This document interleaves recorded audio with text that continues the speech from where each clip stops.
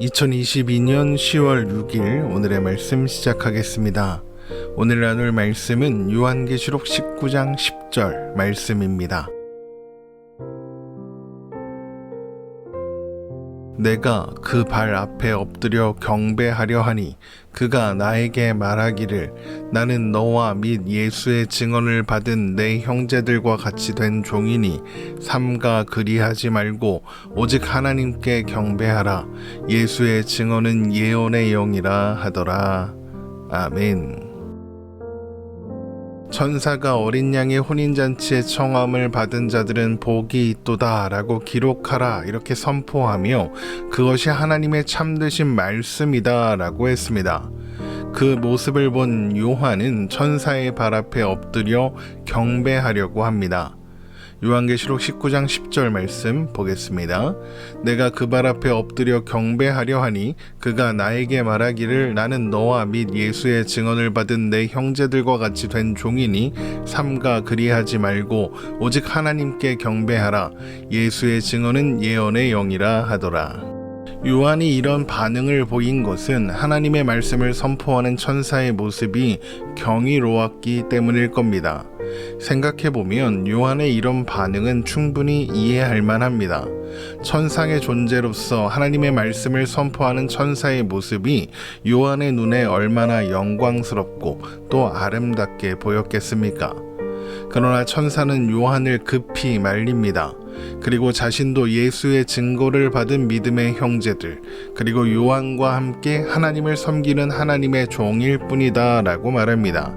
천사는 경배의 대상이 아니며 경배의 대상이 될 수도 없다는 것이죠. 천상의 존재로 경이로운 모습을 가진 천사도 그러한데 하물며 사람은 어떻겠습니까? 사람이 경배받을 수 있는 존재인가요? 당연히 아닙니다. 그 어떤 사람도 경배의 대상이 될 수 없습니다. 엄청난 믿음의 본을 보이고 순교까지 한 사람이라 해도 그는 경배의 대상이 될 수 없습니다. 그런데 오늘날 한국교회 안에는 사람을 경배하는 사람들, 그리고 사람들에게 경배를 받으려는 사람들이 많이 있는 것 같습니다.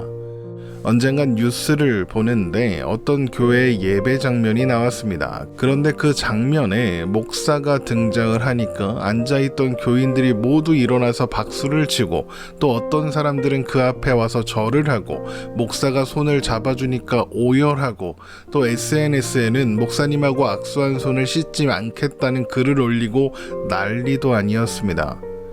그래서 도대체 무슨 이단이길래 저런 모습이 뉴스에 나오나 싶어서 자세히 보니까 나름 정통 교단이라고 하는 곳에 소속된 교회더라고요. 깜짝 놀랐습니다. 목사가 하나님처럼 경배를 받고 있는데 그곳이 교회라니요. 그런 곳을 교회라고 할 수 있을까요? 그 사람이 얼마나 대단한 목사인지는 모르겠으나 그 광경 하나만으로도 그건 교회가 아니라는 것을 알 수 있었습니다. 물론 부모님, 선생님, 목회자, 또 선배, 믿음의 사람들 모두 존중하고 존경하며 사랑해야 합니다. 그러나 어떤 사람을 존중하고 존경하고 사랑하는 것과 경배하는 것은 다릅니다.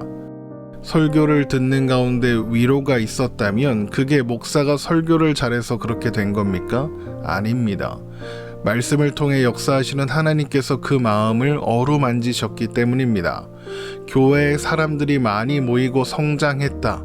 그러면 그게 목사가 열심히 노력하고 잘해서 그렇게 된 겁니까? 아닙니다.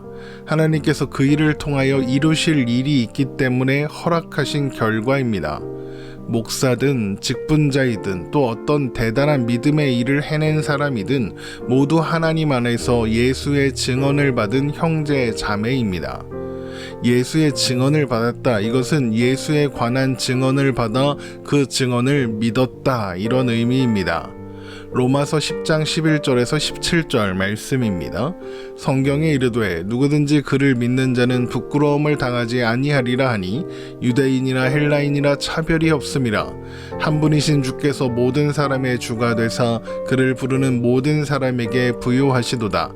누구든지 주의 이름을 부르는 자는 구원을 받으리라. 그런즉 그들이 믿지 아니하는 이를 어찌 부르리요? 듣지 못한 이를 어찌 믿으리요? 전파하는 자가 없이 어찌 들으리요? 전파하리요 보내심을 받지 아니하였으며 어찌 전파하리요 기록된 바 아름답도다 좋은 소식을 전하는 자들의 발이어함과 같으니라. 그러나 그들이 다 복음을 순종하지 아니하였도다. 이사야가 이르되 주여 우리가 전한 것을 누가 믿었나이까 하였으니 그러므로 믿음은 들음에서 나며 들음은 그리스도의 말씀으로 말미암았느니라. 믿음은 들음에서 나며 들음은 그리스도의 말씀 곧 예수의 증언에서 말미암았습니다. 우리는 모두 그렇습니다. 그 안에는 유대인이나 헬라인이나 차별이 없음이라. 차별이 없습니다. 주의 이름을 부르는 누구든지 예수 그리스도 안에 있는 형제 자매입니다. 예수 그리스도 안에서 같은 믿음을 고백하는 자들 사이에 우열이 있을 수 없고 경배를 받을 대상도 없는 겁니다. 거기에는 사랑함으로 함께 하나가 되어야 하는 존재들밖에 없습니다. 요한일서 3장 23절에서 24절 말씀입니다. 그의 계명은 이것이니 곧 그의 아들 예수 그리스도의 이름을 믿고 그가 우리에게 주신 계명대로 서로 사랑할 것이니라. 그의 계명을 지키는 자는 주 안에 거하고 주는 그 안에 거하시나니 우리에게 주신 성령으로 말미암아 그가 우리 안에 거하시는 줄을 우리가 아느니라. 또한 그렇게 예수의 증언을 받은 사람들은 사랑 안에서 행하여 그 사랑으로 말미암아 이제 예수님에 대하여 증언하는 사람들이 됩니다. 예수께서 그리스도이심을 믿는 자마다 하나님께로부터 난 자니 또한 낳으신 이를 사랑하는 자마다 그에게 난 자를 사랑하느니라. 우리가 하나님을 사랑하고 그의 계명들을 지킬 때에 이로써 우리가 하나님의 자녀를 사랑하는 줄을 아느니라. 하나님을 사랑하는 것은 이것이니 우리가 그의 계명들을 지키는 것이라. 그의 계명들은 무거운 것이 아니로다. 무릇 하나님께로부터 난 자마다 세상을 이기느니라. 세상을 이기는 승리는 이것이니 우리의 믿음이니라.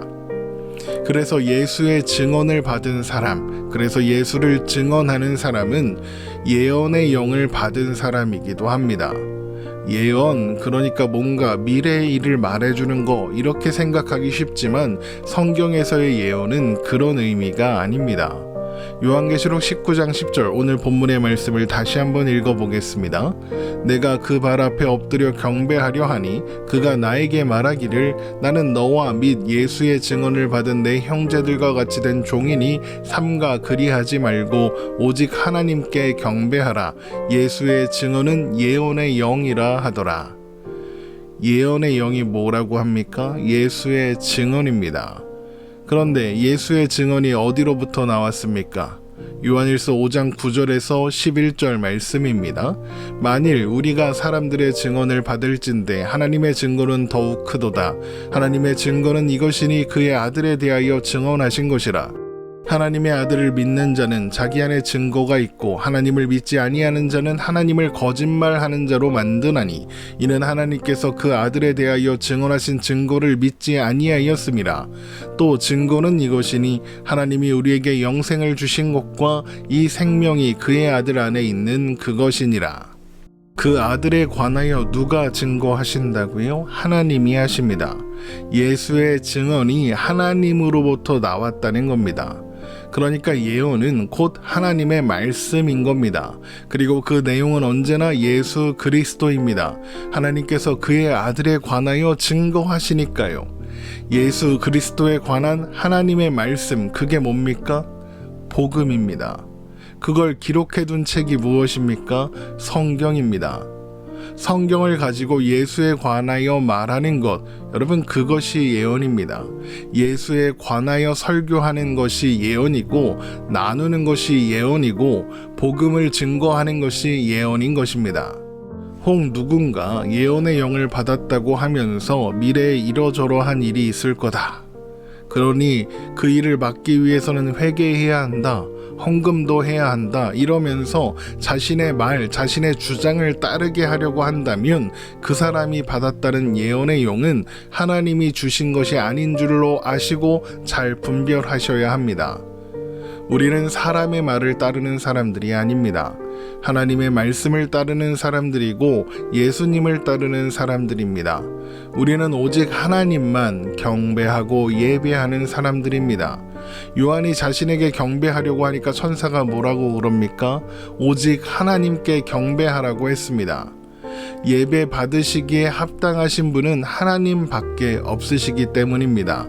그 어떤 것도 그 누구도 하나님이 받으셔야 하는 예배를 가로채도록 내버려 두지 마십시오. 하나님의 이름을 말하고 성경 구절을 인용한다고 하나님의 말씀을 전하고 예수의 증언을 하는 것이 아닙니다.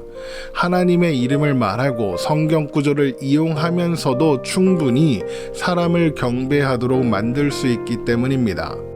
하나님의 이름을 말하고 성경 구절을 인용하면서 사람의 업적이나 행위를 말하고 자랑한다.